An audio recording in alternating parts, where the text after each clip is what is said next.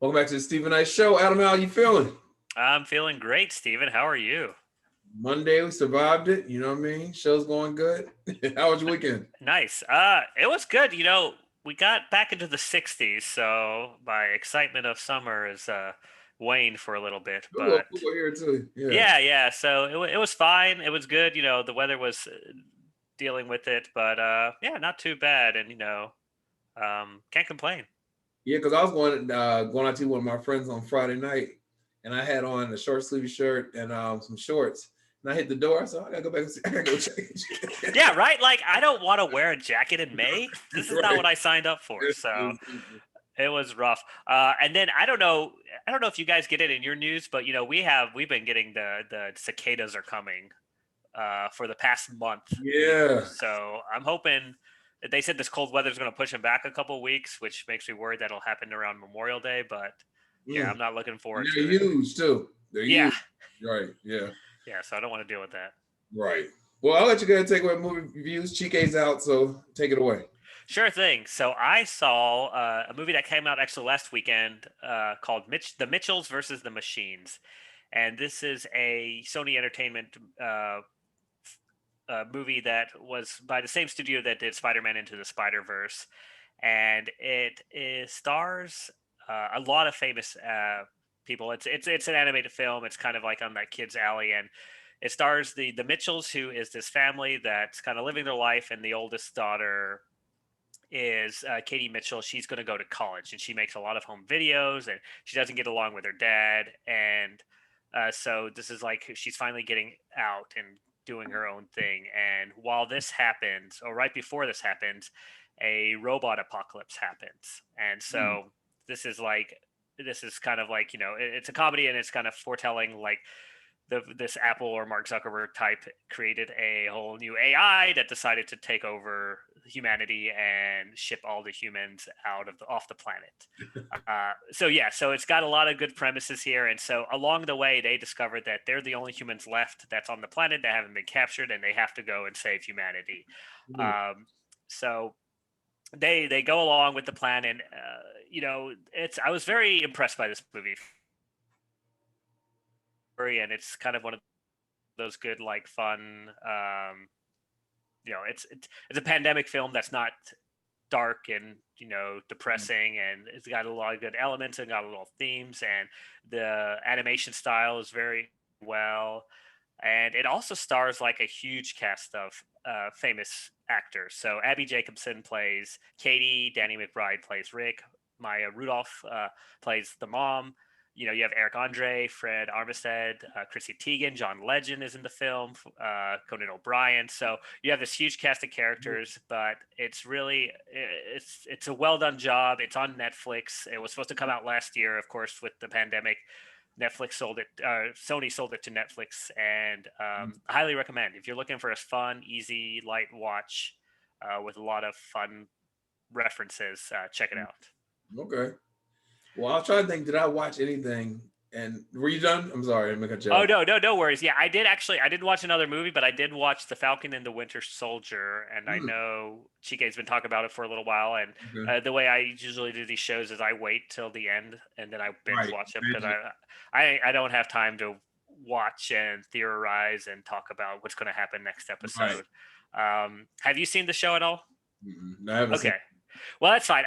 This is so it follows the Falcon and the Winter Soldier, as the title suggests, and these are two people in the Captain America universe that are Captain America's best friends, and this takes place after the last Marvel movie or the last Avengers movie, after Captain America gives the shield to the Falcon or Sam Wilson.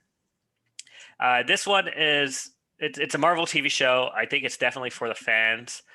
There's a lot of so I'll say this: I did enjoy it. It's an easy watch. There's only 6 episodes. There were a lot of hiccups in it for me. I think both the leads, Mackie and Sebastian Stan, they were good, but they didn't really have chemistry on set. Actually, they just didn't. Anthony Mackie didn't have chemistry with a lot of people, uh, and it was a little bit kind of harsh to watch some of these forced like bantering and kind of buddy humor back and forth.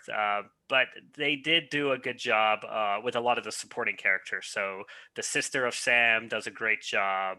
Even the guy. So in the film, in the first episode, it's revealed that there's another Captain America, and it's played by Wyatt Russell, and they like did a good job of like picking someone he's a little goofy looking. He doesn't look that serious. He's definitely not Chris Evans as this role. So it's like it's a Captain America where you're like, all right, I don't really think he's that serious, and he's kind of silly looking, but he's believable in the sense that he really wants to do a good job. So again, it's for the fans. There's a lot of you have to like remember a lot of what happened in the Avengers movies to get some of the references, but overall, if you're looking for something 6 episodes long, it's short, it's entertaining, a lot of good action in each episode.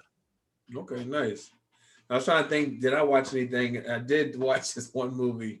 I think it was on Friday, and I started Thursday and I finished it Friday, and it was something I just found randomly on Amazon. I mean on Amazon. Okay. It was Amazon, yeah. It's called Sunshine State.